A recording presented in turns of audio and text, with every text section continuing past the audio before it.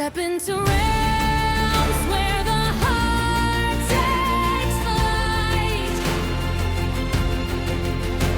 where strategy meets the edge of night.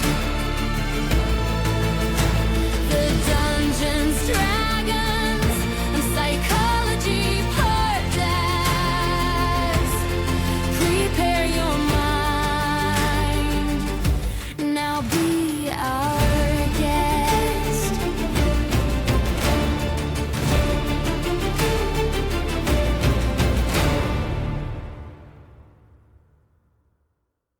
I'm Nate Pohl. I am a longtime gaming friend of Rob's. In fact, I just realized as we were starting this podcast that we have now been gaming as of this summer for 20 years together. I work in the theater and have kind of a large background in storytelling in many different forms. Hi there, my name is Joseph Henry. I have been gaming for some 20 years, 10 of which with these, and I am very excited to deliver some hot takes to what will undoubtedly be a contentious episode. So, contentious episode incoming, Cyclothed. What we're talking about today is core assumptions of role-playing games and whether or not you should embrace or ignore them. So I guess first we'll just talk about what are core assumptions of role-playing games. What sort of things would you consider to be a core assumption? And then after we kind of lay those on the table, we can discuss which of those things we should embrace or ignore, or just kind of throw down gloves and see what happens. So I first I think most obvious one is I think the stat generation method. We've had whole episodes about that on the show, and a lot of, almost all games come with written descriptions of how stats should be generated for that setting, for that edition. For example, we were just looking through the 3.5 D&D Player's Handbook, and it was for drop lowest, which we used to play with quite a bit. We moved on to other methods in that session or in that edition that we liked more, but that would be the core assumption. If you were playing with the core assumptions, that is how you would roll your character's stats for that game. What other assumptions do we have out there? Well, I think there's any number of assumptions. I think some of the most common ones are, in terms of character creation, maybe wealth of character at the beginning of the game, gives you somewhere to grow to. The party size. Party size, for sure. Party size is huge. Some of them have, I think, either written or sometimes unwritten assumptions of party composition, even. Yeah. That's a good take. Well, I mean, just in terms of, I think a lot of times the assumption is that you shouldn't have maybe a party of all wizards. When we get to the disagreement part, I'm going to say I think that's wrong. I think you can do that, but I think frequently the book's assumption is that you won't be doing that. Yeah. On the other hand, if it's, say, like a vampire hunting themed campaign, maybe have a couple of vampire hunters involved. For sure. I think with starting wealth, you could also just say, character wealth by level in general. If you're following the official character wealth by level charts and keeping your players in line with that, then you would definitely be adhering to the core assumptions of the game. Player lethality seems like a big one. Like, what are your expectations for how often somebody will go down? Because those seem to vary widely by gaming group. Well, by gaming group, but also that's a very good point by the core system as written. I mean, for instance, Pathfinder 2nd Edition sort of by default is very, very anti-player death. Yeah. I mean, it is a system designed to give players every chance to try to hold on. Well, 5e as well. I mean, realistically, if you're downed and you take a point of healing, you're back up. As opposed to, I remember 2nd Edition could be extremely lethal. Yeah, extremely lethal. Well, and I've had some pretty prominent, well-known people on this show talking about character death in 5e, and I believe it was either Monty Cook or Sean K. Reynolds, one of the two, mentioned that if you managed to kill a player in 5th edition, make note of it because it does not happen often. So very different assumptions based on the edition on how lethal the game is. Yeah. Let's see, dice. That's one, Joe, you mentioned before we Dice started size. talking. Yeah. D20s, D10s, D6s, even coins. And then Nate and I were also discussing along the lines of dice of how do you treat minimums and maximums? Like, is a natural one an automatic failure? Natural 20 is an automatic success, as most of the systems are written. That would be an assumption of how the dice operate, I would say. I think what a lot of this is kind of getting at, and maybe one of those sort of absolute core assumptions is most systems will have some sort of challenge rating to try to make it easier for the DM to balance encounters based on the level of the characters. And I think what a lot of this feeds into is that if you keep everything right by the core assumptions of the game, that it makes it much easier to give accurate challenges based on those core assumptions to the players.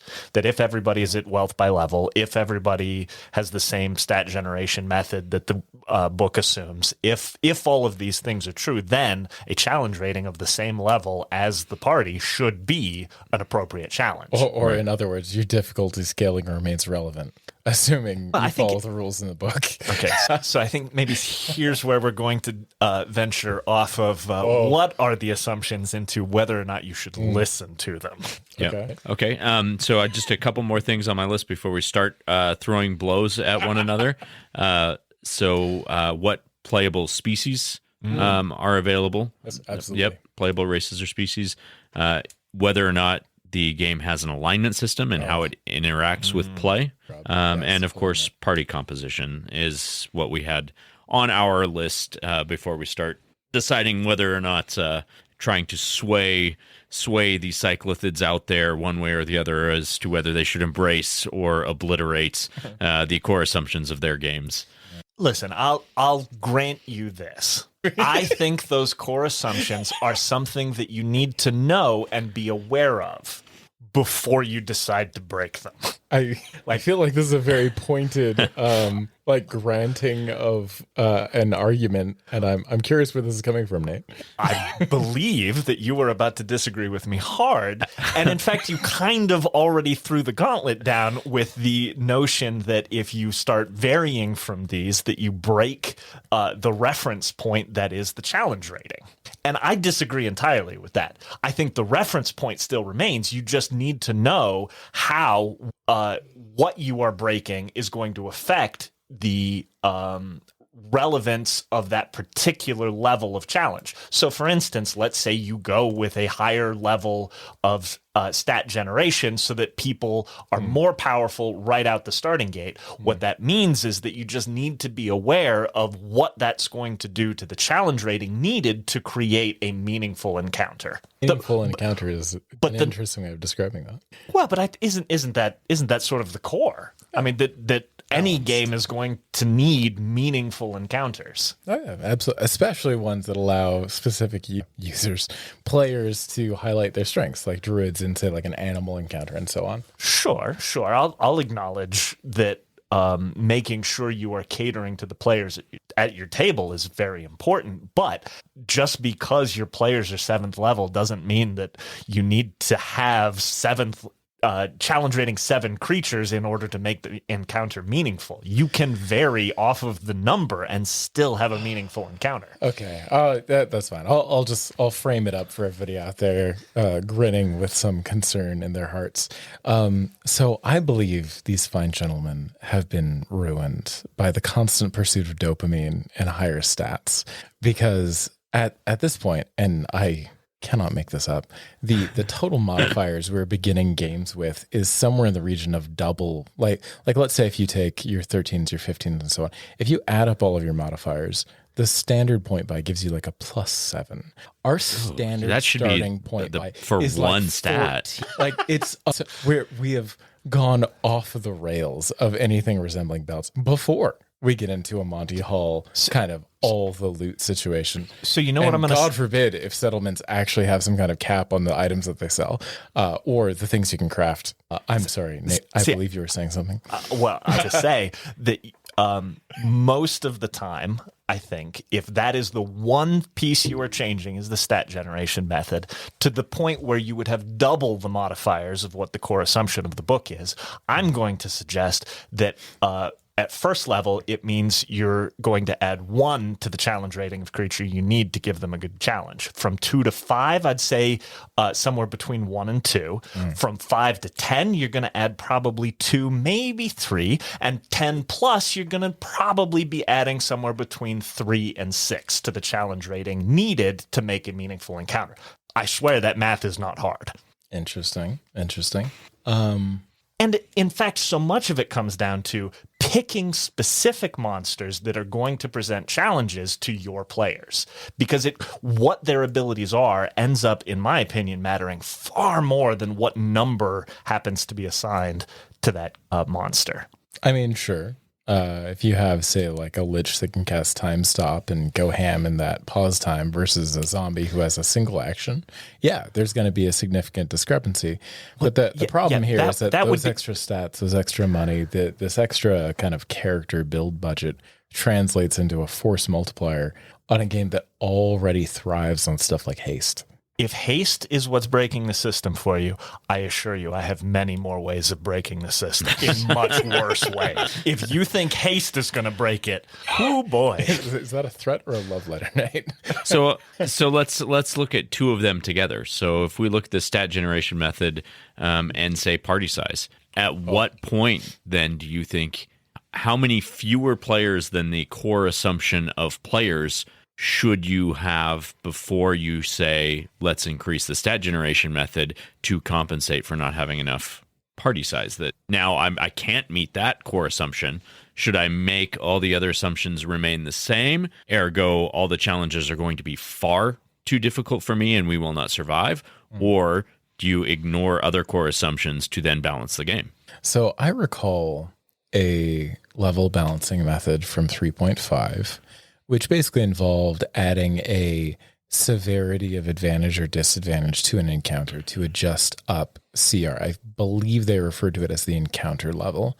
And the general idea here is that if you're, say, ambushing a vampire in his lair with your vampire slaying gear and your research on him, he's obviously at a pretty severe disadvantage. This would be, say, like a -1, -2 against the CR of him, right? That is only if if the dungeon master has not read any of Keith Amon's books and prepared the layer in a way that would actually give disadvantage to the party. Well, and I fully support preserving the legacy of Gygax in his Team of Horrors and such.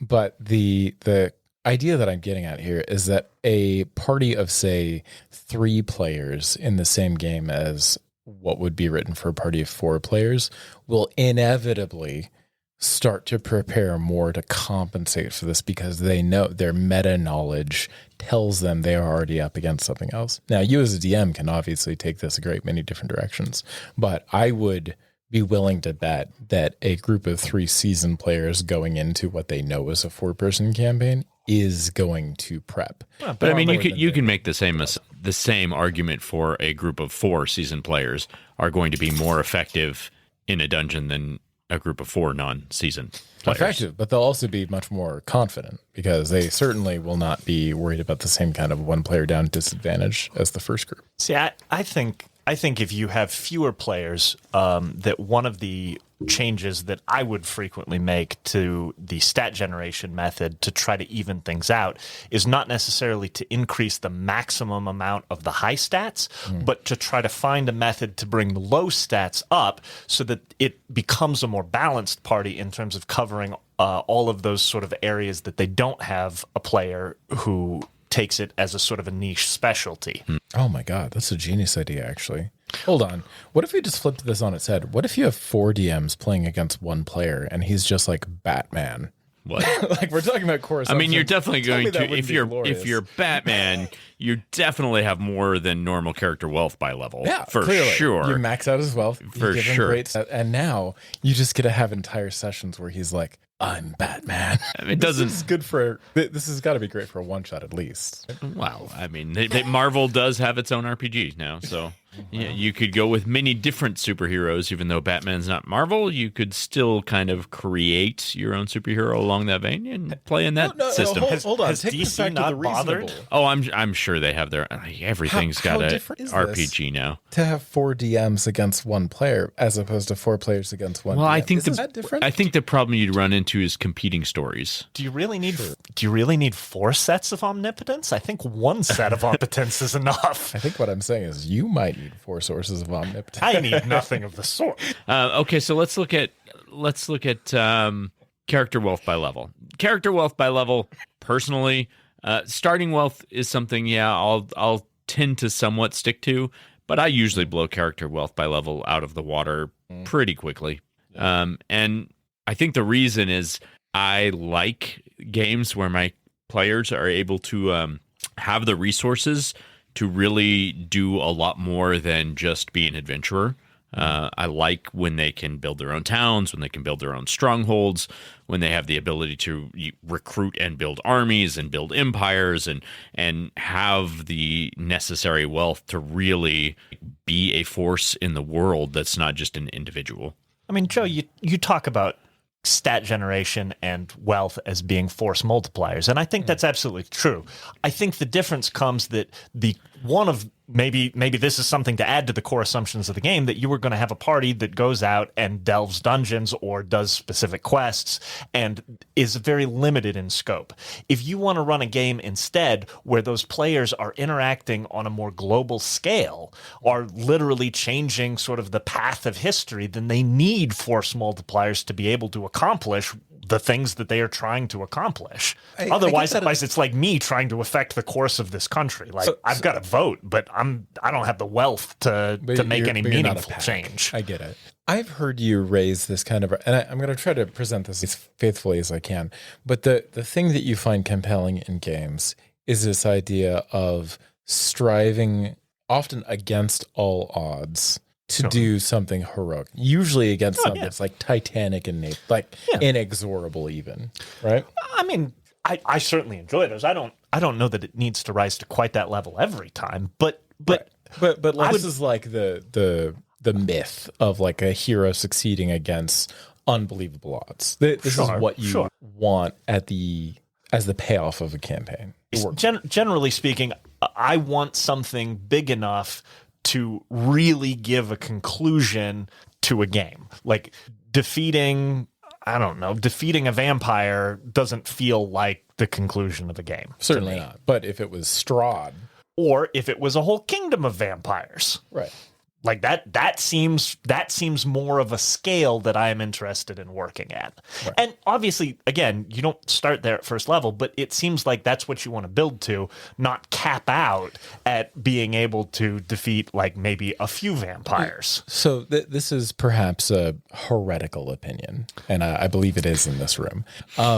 When I look at something like this, of like, all right, so what is more impressive? Is it your Batman, Bruce Wayne, married to Van Helsing, has gone out to go murder a kingdom of vampires with his vast hoard of wealth, is somewhat less impressive than, say, Joe Adventurer down the street who just happened across his first magic sword and has a bone to pick with Strahd the Lecher down the way, and that's all he knows for now. Like, he doesn't even necessarily have the knowledge to understand what he's grappling with. Sure, absolutely, and that is a hell of a starting point.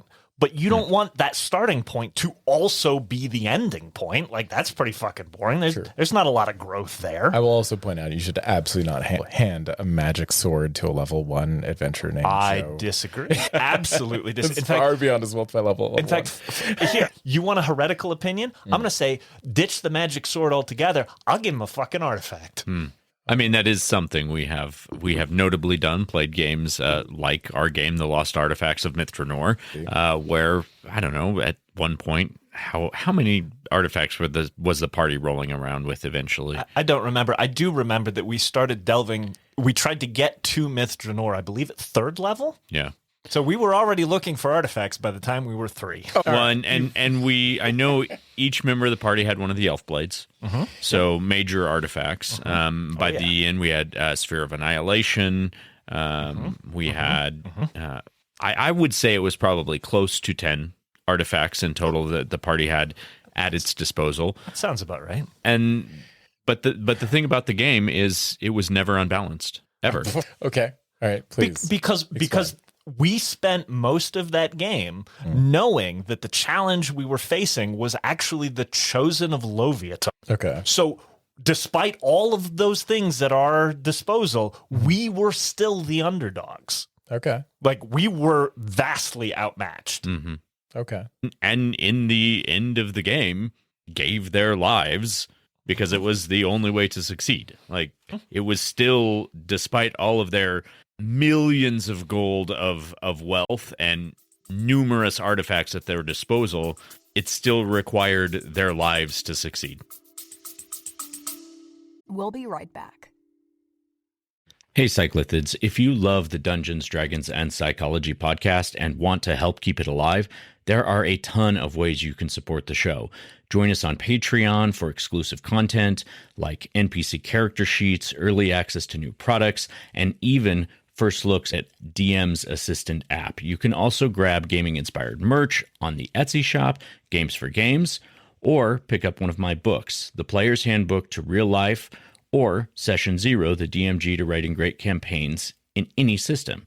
And even if financial support isn't in the cards for you, you can still help by sharing the show, leaving reviews, or introducing new players to our community. Links are always in the show notes, and thank you for being the heart of our adventure. Okay. So I will grant you that in this campaign that you've run, like the artifacts were almost like implicit into the setting. That's fair, which honestly is, I think, a great example for assumptions of the setting. But I would raise the argument that the biggest part of this is developing both your game and your setting with the players to make sure that you know really the kind of level of game that somebody's going for. And I'll tell you straight out, I find no romanticism in going after a huge foe with a giant amount of stats under my belt and a huge amount of gold in my wallet. I want to be normal and become incredible, rather than being incredible because I've been granted an extra +7 total modifiers, or being mythic, or being handed. Yeah, but think of Hercules, right? Yeah. He was not normal. He was born incredible, but he didn't make a name for himself because of his stats. He made a name for himself by completing his trials. Well, sure, but he also couldn't have done any of his trials if he wasn't Hercules. Exactly. That's my whole point. The party couldn't complete those amazing trials if they weren't already above normal. Okay. I suppose you could even extend this to say like Sherlock. Like nobody would read Sherlock or any of the like modern derivatives if they were, If he wasn't a, normal if intelligence, he wasn't a yeah. genius. Yeah. Name me one great hero in a story that doesn't excel beyond the normal core assumption character stats. Frodo. I disagree. His will save was well above anybody He's a else's will halfling, save. he has a luck bonus. Yeah, but all the other halflings fell prey to it. His will save, his specific will, his sole ability to withstand the ring outmatched anyone else's. Well, so Ergo, he had that +7 modifier to his will. He took Iron Will. Great call. It had to be more than that. You don't think that the wizard had Iron Will and a great will save? No, he was He's born like with an angel wizard that would specifically be corrupted. That's the whole point. He had to be a low-level halfling. That was the whole point. all so many Doesn't of make those it any characters. less heroic. In fact, I would argue that it makes it more heroic because it is the simple actions of people day to day, acts of kindness that keep evil at bay. Ooh, I know I can't get the quote right, but you get the feeling, right? No, I get what you're saying, but he did have an extraordinary skill, an extraordinary stat. He had a magical or mental resistance that was because who he was that nobody else had. And I think you're missing the other half of the story here. Like that is one component of the story, but how about the dude who was 120 years old, looked like a normal human, was actually the son of a line of kings that took the kingdom sure. and raised an army to charge into Mordor to distract Sauron while Frodo actually did what he needed to do. Like you're missing the other half of this epic story. That's okay. I will fully commit to being the antagonistic devil's advocate in this case. Aragorn is the worst DMPC ever. He took all the glory, and it was a lot. I mean, he was a king. Like, Yeah, that's what I'm getting at, man. Like, come on, get back to the hobbits already. Okay, so These are people. Let them roll some dice. the story would be incredibly boring if all you were watching was Frodo walking. Well, yeah, it's a long walk. I'll give you that. That's another excellent argument for the Eagles. Yeah. okay, I don't know how not suitable for work I should get on this, but I don't know. Do you remember? There's a cartoon called Oglop. Oh, yes, I'm familiar. And there is a cartoon strip that is Gandalf and Frodo on the back of an eagle, and they're not Frodo. It was Bilbo. Bilbo and Gandalf on the back of an eagle as they flew out the backside of the mines of not Moria. Mount Doom. No. The Misty Mountains, the goblins. Oh yeah, okay. And Frodo was literally asking Gandalf, why didn't we just take the eagles from the get-go? And in the next panel, it's an eagle reaching up onto its back and eating a dwarf. And Bilbo goes something about it's let's walk o'clock, get me off of this eagle. Okay, so maybe Gandalf needs a few more ranks in Handle Animal. I'll give you that. But that's okay. He's an NPC. That's the whole point is he has a crazy budget of skill points, right? I think my point in all of this is that you were talking about a story that has a number of characters that are quite extraordinary, well above any sort of normal level of power within the world. Okay. And yet, despite that, they are fighting a power that is still greater than they are. And that's all that you really need for a good story. So it has less, I think that following the core assumptions is much less important than knowing what they are so that you can generate encounters that are meaningful regardless of what the level of power of the party is. I think I can support that, particularly from the idea of agreeing on the kind of story you want to tell ahead of time. Because like really this whole like question of what are the core assumptions of a game system is really kind of glossing over this idea of like rule zero is everyone must have fun. Right. Mm-hmm. And like we can talk about the core assumptions over like what dice we're going to use and what does setting look like and all this. But at the end of the day, if you don't have people who aren't having fun, they're not going to show up for the game. Yeah. Very true. Sure. Very true. Sure. And I think for me, having fun typically means ignoring core assumptions because I already live every day with standard stats. I don't want to play a game where I'm a hero in a world where my stats are still the same as everybody else's. I don't want to be average. For the listeners, I feel it's important to point out that this is a man I've seen run 20 miles at a stretch. Well, okay. I have low stats too, Joe. Come on. But yeah, I mean, like as long as this is something that appeals to everybody, obviously you can play any kind of game that you want. But I have some extreme reservations about the, let's say, generous stat generation methods I've seen used in the past. It seems like it diminishes the glory at the end. I think it changes the way that certain abilities function in the system. Oh, yeah, absolutely. But that's, if you keep the stats low, it just changes which abilities shine. Yeah. So I think knowing how it's going to impact is way more important than following any particular set of guidelines. Well, yeah, but I mean that only like follows intuitively until you start looking at like the odder fringe cases that actually make it easy to notice stuff. Like if you added 4 wisdom to everybody's stats, that's going to be a very different game than what you're used to, and it's because everybody's going to have better perception and will saves and everything. Yeah, like yeah. Which means that all of the like nymphs that would tempt you, all of the will saves you make against artifacts that'll tempt you to wear rings and such. Right. So these will all be easier, right? Sure, but maybe what that means is that could work really well in a game where what you were going to do is throw a lot of temptation at the party or a lot of the need to resist those sorts of things. Because one of the other things that factors in here is, let's say their will is 4 points higher. That's going to definitely give them a better odd of success. But if you throw 100 will saves at them, they're still going to be failures. Oh, yeah. Law of averages is a punishing mistress. Right. So making sure you're using the law of averages to your advantage, I think, is key in all of this. On the other hand, I think that rolling 100 will saves may become tedious at some point. You'll end up with some androids as PCs. I don't know if that's one of the playable species in our That course. depends on your setting. Might want to talk to the DM about that one. I think my point just being that if you have a story you want to tell that involves, say, a lot of temptation, or it involves, let's say, as part of the campaign, you want the players to deal with a city that has been entirely dominated by, mind flayers.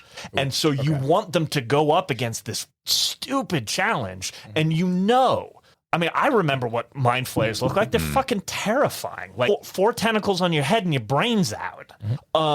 So needing players who have an increased ability to resist that stun effect from a mental blast, that is going to make the campaign, not break it.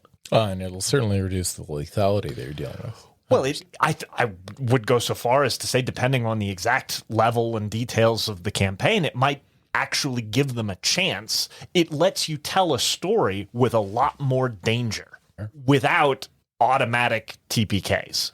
I think the thing that I worry about with this is that, Rob, Nate, I have the greatest respect for your DMing and gaming abilities, but I would dare say that not everyone has been playing for 20 years with the same group of people, and perhaps are not as comfortable adjusting the stats of something on the fly, particularly, let's say, the save DC of a psionic blast from a illithid.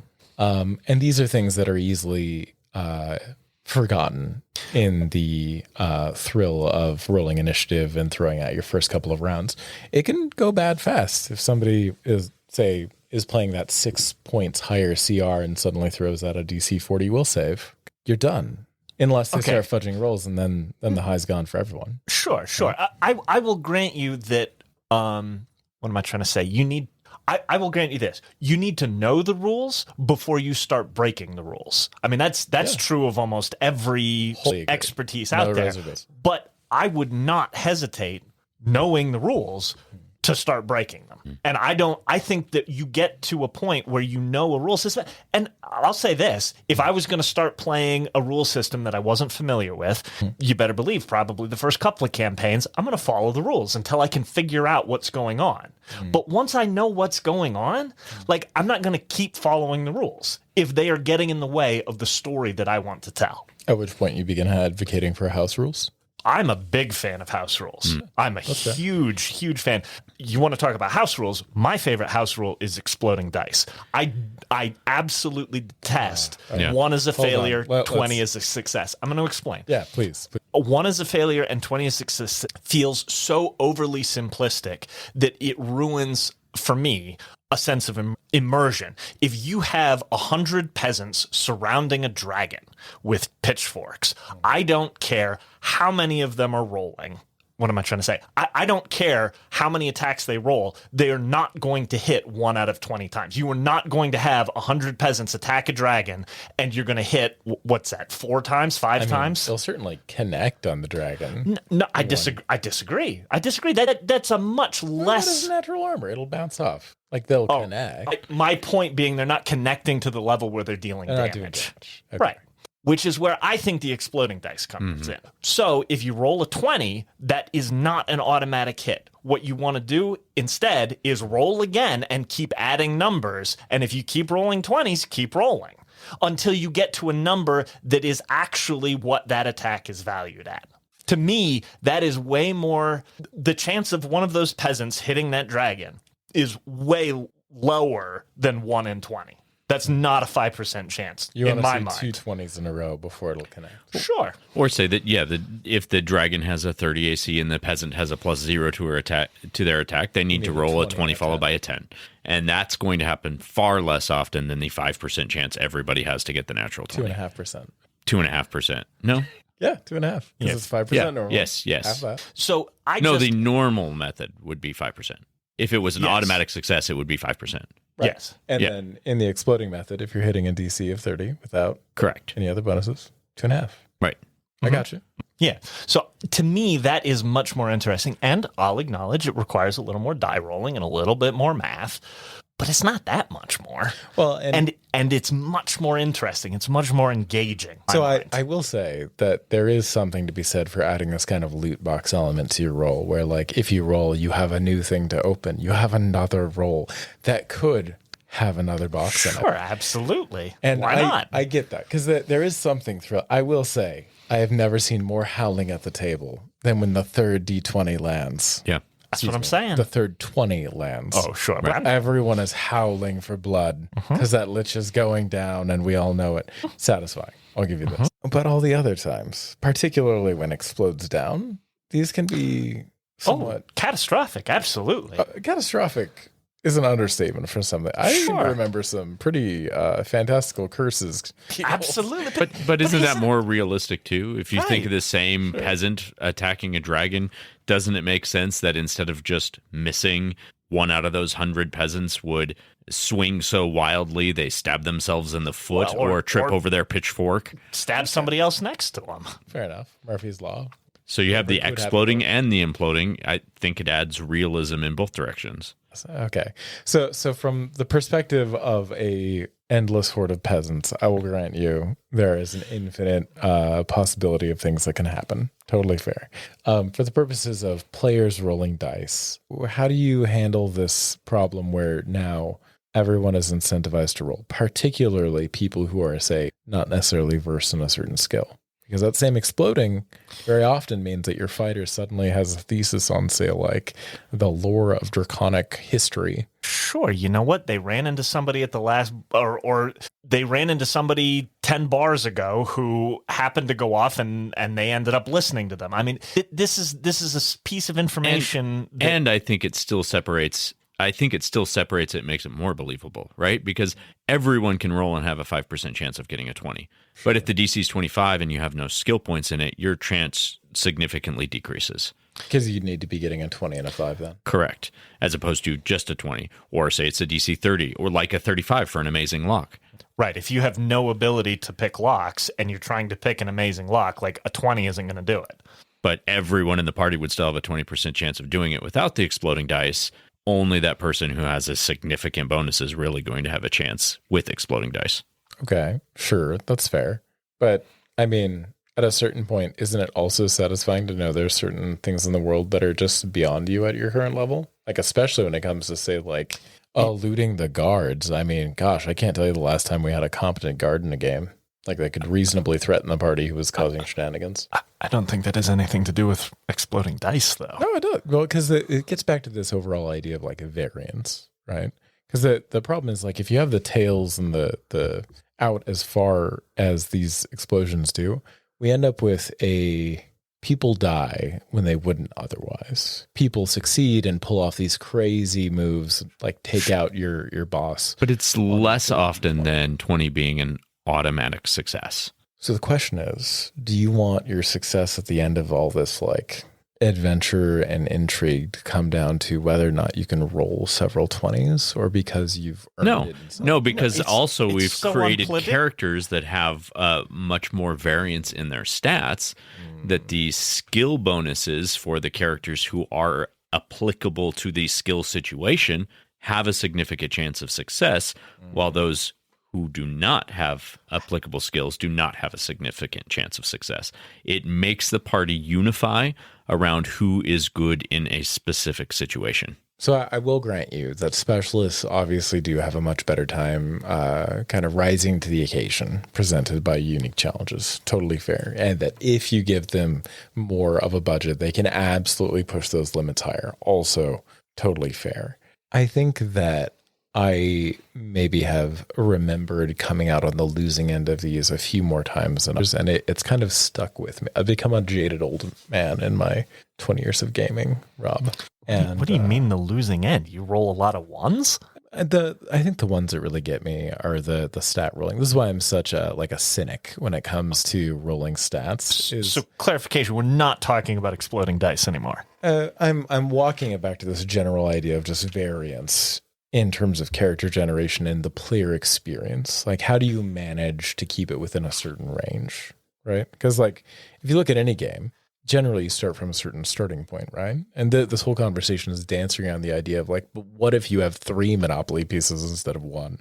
So what I think my response to that is going to be that the more players you have at the table, probably the better off you're going to be adhering closer to the core assumptions of the particular system, because you have more pieces that you need to balance together.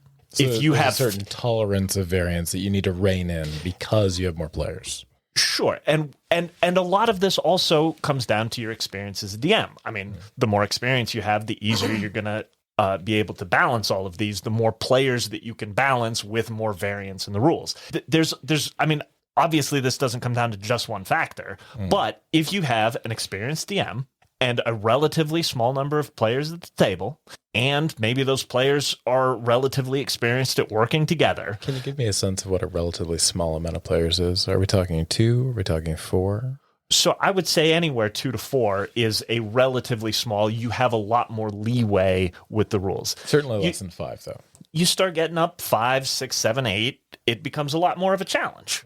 And if you're less experienced as a DM, probably the further off of the sort of trod path of the core assumptions of the rules, the more difficult it's going to be to get yourself back out of the weeds. Okay. But with the assumptions that you have a relatively high amount of experience with the rule system, if you have players, a relatively small number of players who are maybe more experienced and more experienced playing with each other, then the further you can vary from the core assumptions of the rule book without running into game-breaking problems.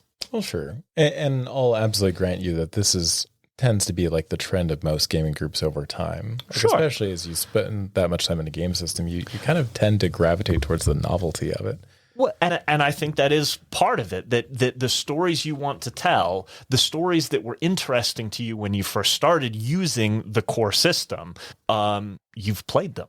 Like you've used those story ideas. You need to go a little bit further afield for new ideas.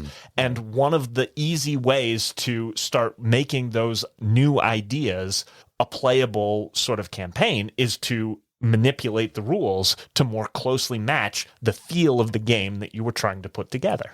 I think that's well said. So I think it all comes down to knowing the rules and knowing what the effect of breaking those rules is going to be. All right, let's go ahead and move on to our tricks of the trade segment. And I think for that, let's get the sound effect first. And for tricks of the trade, let's just each have you give a short closing argument, as it were, in favor or against ignoring core assumptions of the game, and maybe 2 to 3 points about why you think that is your preference. You want to take this one? No, I'm going to let you go first. Why do we need to stick to the core assumptions? Actually, I'm going to throw out my entire argument here and go on a wild tear. So let's restrict this to Pathfinder First Edition for the sake of making this coherent. Okay. I did not originally have a gaming group when I first started. I was reading about D&D on message boards, and one of the things that really stood out to me was this idea of a tier system. That is, wizards, druids, clerics are tier 1, sorcerers are tier 2, rogues are tier 3. And so basically from a standpoint of how well can you bring force to bear on a game and really like take a main character kind of role, which is problematic, obviously, for several reasons. But I love the idea of chaining a point by budget to your tier, so that, let's say, if you're playing a tier 1 character, you would have a 15 point buy. If you're tier 2, you'd have, say, like 18 and so on, so that the characters that normally wouldn't have a chance to shine, especially, say, like your tier 3 and up, like your rogues, your Duskblades, your more obscure characters, get that budget to actually enter that spotlight. And I love that idea as a way of subsidizing some of the weaker classes. I think it could make some really interesting stories. Yeah, this is an interesting one. I know you've talked to me about this in the past, and I've just never. I don't want to say I don't. I don't want to say I don't understand. Get the concepts of it. I just personally don't ever have any experience of playing a tier 2 or a tier 3 character where I felt like I was less powerful than any tier 1 character. It's my experience is like a bard tier 3 character. I've always felt like my bards were the star of the game, regardless of whatever fireballs or wild shapes or animal companions things were slinging around me. That's fair. I feel like the influence of a charismatic personality has a lot more to do with the story than just the numbers on the page. That's fair. So I don't really personally understand the tier system just because I've never felt weak by any class. Interesting. I fully agree with that.